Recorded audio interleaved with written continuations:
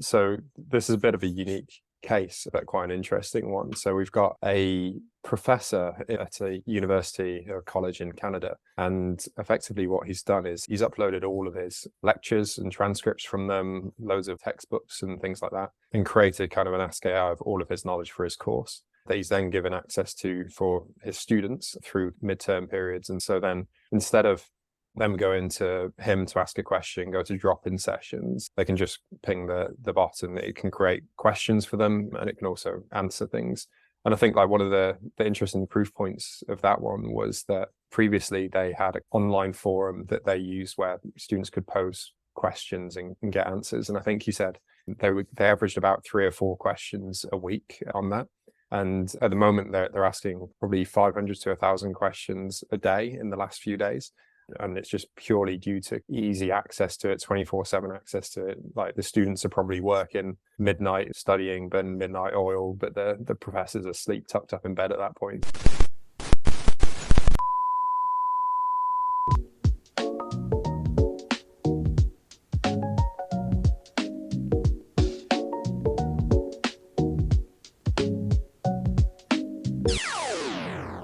Hey guys, I'm here with Alex and Mike from MyAskAI. How you guys doing? Pretty good. Good. How you doing? Very good. Very good. So yeah, Tim sent me MyAskAI pretty recently. I'd love to learn a little bit more about high level what you guys are building and who the product is for. Yeah. So with MyAskAI, you can essentially create an AI assistant for your team, for your customers. And over the last, let's say 3 or 4 months, we've been serving quite a general audience. So think about anyone that has a large amount of documentation on their website or internal documentation for the company. They can push all of that into our platform. We will create an AI assistant in a couple of minutes, and then they can basically ask any question about that content in a kind of chatbot format, a bit like ChatGPT. I think going forward for us for the next couple of months, we're starting to drill down and focus much more on SaaS businesses. So the companies that have, again, a lot of documentation about their product on their website that's already publicly available, but it's typically quite difficult for people to navigate and find quite specific answers to their questions on. So that's where we're going to drill down and focus on a bit going forward. How does it work exactly? Is it sort of like an integration that they have within Slack? Is it a separate product that they have to go and log into and chat with? What does the user experience look like? Yeah, good question. So if we think about the product in step-by-step form from the end user's perspective, they're signing up, creating an account. First thing most of our customers are going to do is put in the homepage of their site. We're going to crawl that site. We're going to fetch every single page on that. We're going to get all the text from all those pages. We're going to pass that through a couple of different kind of AI backend processes. We can go into more details if we want, but that data is going to get crunched and manipulated and stored in some way that we can query later. Once all of that's up there, then the AI assistant is essentially done. It's created. They can start asking questions about it. And they can either ask questions on our site in a kind of chatbot UX. So again, like ChatGPT, ask a question, they'll get an answer, and that answer will come from somewhere within their documentation. Or they can integrate it into their site, like an intercom widget. They can integrate it into their Slack workspace, like a chatbot there. They can put it into Messenger, WhatsApp. There's a bunch of integrations that we support. Or they can just go raw technical and just integrate with our API and create their own more bespoke front end. Cool. And could you highlight one customer that's using the tech quite extensively and talk about why it makes sense for them to use MyAskAI? We've probably got quite a good example from the last few days, actually. So this is a bit of a unique case, but quite an interesting one. So we've got a professor at a university or college in Canada, and effectively what he's done is he's uploaded all of his lectures and transcripts from them, loads of textbooks and things like that, and created kind of an AskAI of all of his knowledge for his course that he's then given access to for his students through midterm periods. And so then instead of them going to him to ask a question, go to drop-in sessions, they can just ping the bot and it can create questions for them, and it can also answer things. And I think like one of the interesting proof points of that one was that previously they had an online forum that they used where students could pose questions and get answers. And I think he said they averaged about 3 or 4 questions a week on that. And at the moment, they're asking probably 500 to 1,000 questions a day in the last few days.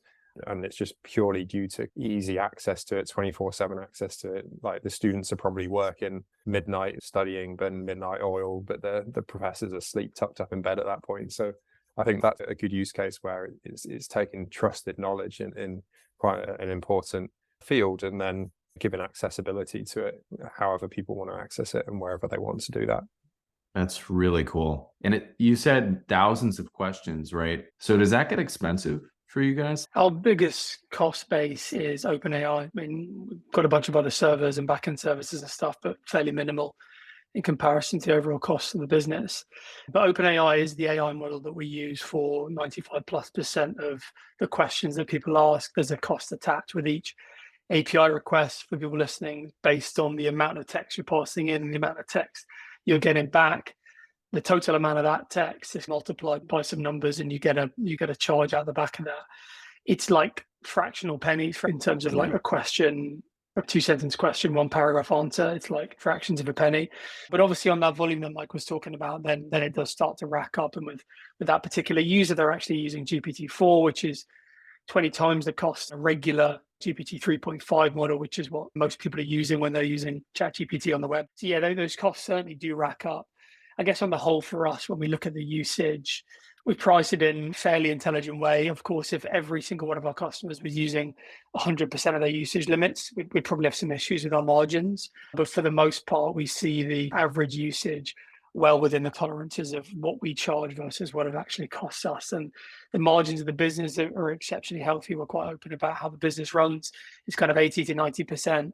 It's super efficient. The costs are extremely low if you're using AI as part of the business, whether you're using it through a service provider like us or whether you're just tapping into OpenAI or Anthropic yourself. The costs are so low in terms of when you compare it to what you get back out of it. I want to go back to some real life use cases. Maybe we can even think about a consulting firm, let's say a McKinsey, because they've produced so much research internally over decades. They might be able to make that accessible to the junior associates on the team who now need to ramp up on their knowledge on, let's say, the pharmaceutical industry before meeting a client. And so they'd be able to query maybe a chat bot powered by you guys to access that information. So how does that actually happen? Because yes, you're using ChatGPT, but how are you instructing ChatGPT to learn from that database? I'll try and go at the simplest level. So essentially what happens is you take some knowledge source, some source of truth of which the data you can rely on. So that could be a website, that could be a book, it could be a paper, it could be anything. Then what we do is we take all the text from that source. We then break that text up into chunks of a certain size, so a certain number of words, say. Then what we do is we convert each of those chunks of text into a set of numbers. And the set of numbers is essentially like a fingerprint that represents the meaning of that chunk of text. So you then go through all of the text in all of the documents and you turn each chunk of text into a set of numbers. You store all that in a database. Then what happens is when you ask a question, then the question also gets converted into a set of numbers, which represents the meaning of that question. And then what you can do is, because you've got the meaning of the question and you've got the meaning of all these chunks of text, you can then say, okay, what is the closest chunks of text in meaning to this question? And so you say, okay, let's take the top 4 or 5 examples of those chunks of text. Then you put them into a standard ChatGPT prompt that you would do, which essentially is structured in the format of answer this question, which is the one you've asked, using just these chunks of text as context, basically. So it's saying the answer, I think, is somewhere in here. And then if the answer is not within that context, those chunks of text, then just don't answer. Because that's one of the things that separates us and differentiates us from using a ChatGPT, is that MyAskAI won't lie. Like, it won't make things up. If it doesn't know the answer, it will just say, I don't know. Because in our world, that was a greater value proposition than a ChatGPT that can make things up about laws and legislation, all sorts of things. And so that's essentially how it works. On the engineering side of things, has a lot of the work been in defining what makes up a chunk, as you described earlier? Yeah, so going from Mike's explanation, you can imagine there are a lot of different decisions you make along the way in terms of how big is the chunk, how much of the chunk overlaps with the next chunk. It's another thing that it's a next level of detail that I didn't mention. We ensure that there is context to each chunk, so we make sure that they overlap nicely so that it doesn't lose a couple of sentences at the beginning that might be important to a certain paragraph, for instance. Then you can decide on how many of these chunks you pass into your prompt. And then obviously the prompt itself can be written in an infinite number of ways, right? That entire process that Mike described is called retrieval augmented generation. You're generating an answer that's being augmented by something that's been retrieved, these relevant chunks. Because if you wind back 6 months, there was literally none of this documented in terms of like, what is an optimal chunk size? What is the optimal overlap? What is the optimal number of chunks to pass in? We spent a fair amount of time at the beginning testing out different versions of that, obviously keeping them very close here to the ground in terms of what people are saying, what research papers are coming out with new findings. So there's all these different things that you learn along the way. I don't think we spend a huge amount of time anymore revisiting some of the more basic principles unless we hear about something through a research paper or potentially through a competitor, but most competitors don't speak that openly about the level of details for obvious reasons. It is your secret sauce. So we're not really revisiting some of those things right now, 6 months on, but at the beginning, this was hugely important to us. And the chunk size, 5 paragraphs versus 20 paragraphs, makes an enormous difference.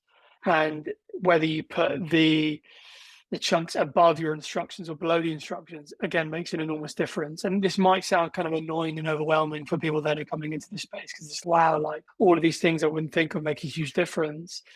But there are a lot of the basic patterns now quite well established online. If you use a library like LangChain to manage a lot of this stuff for you, that will just get you up and running super, super quickly. And you just take all the defaults from them and you're going to have a really good product just off the bat.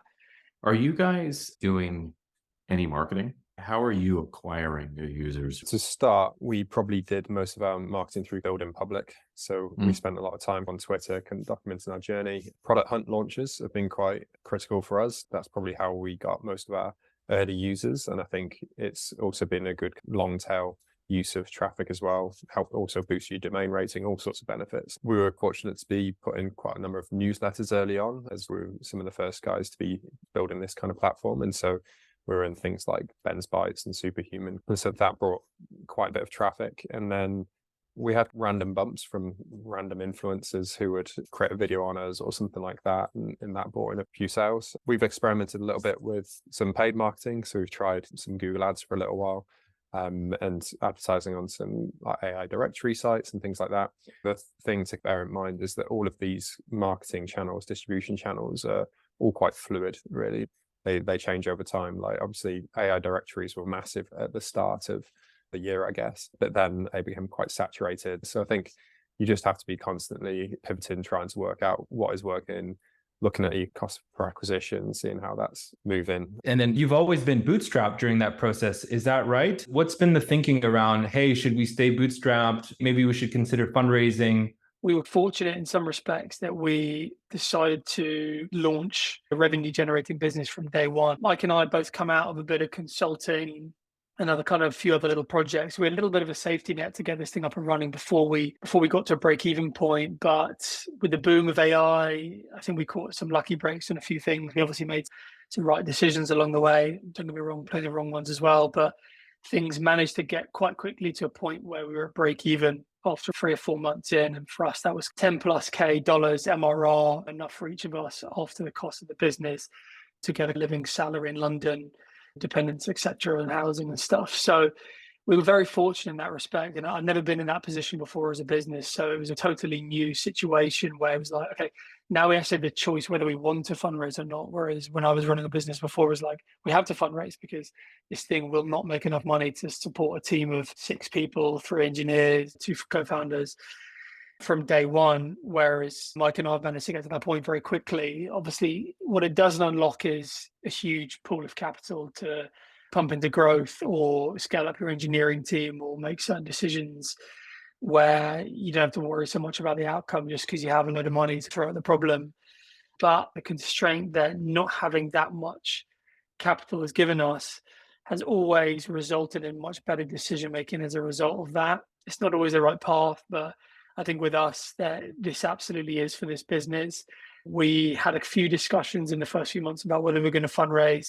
But again, we don't need to do this. We don't need to put ourselves through the effort, the time, the distraction that comes with that. Let's just keep it small and lean. Me and Mike, a couple of freelancers, and we can't see how we want to change that. Just quick question on what's next. Are there specific features that you guys are looking at getting into over the next 6 to 12 months? In terms of new features, we're trying to focus more on like SaaS products. And so we're thinking how we change our onboarding flow, how we really focus the use case around SaaS companies. One of the interesting things when you think about the customer support angle is that companies often will delegate the customer support angle to lower paid employees. When these interactions are with your customers, like the most valuable kind of resource and asset that you have, we want to think about how we can give those customers a better service through customer support, but also make the most of those interactions, because a lot of interesting data and information gets lost through those interactions. I know that early on, for the first kind of 3 or 4 months,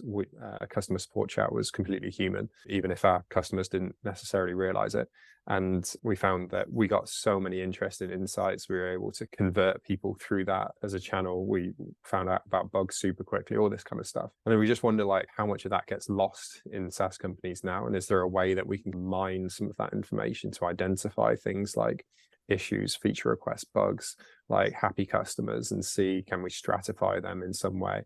And so basically becoming a customer support that a product team would want to use and providing that added value rather than just being cost saving in some way. Is there one company in the SaaS space that you think would benefit from MyAskAI that we can help you shout out? That's achievable within the next few months, or we're thinking it could be anyone? I'm thinking 6 to 9 months. I'd take Slack. I don't know about you, I was going to say, yeah. If there's any company that sees the most SaaS companies coming through the front doors, it's Slack. And if we were running their docs and their help center, that would be phenomenal. That would be more eyeballs than we can dream of in the Slack world. So, yeah. Awesome. We'll help land Slack for you guys, and we'll get Slack as a sponsor for the podcast. Nice.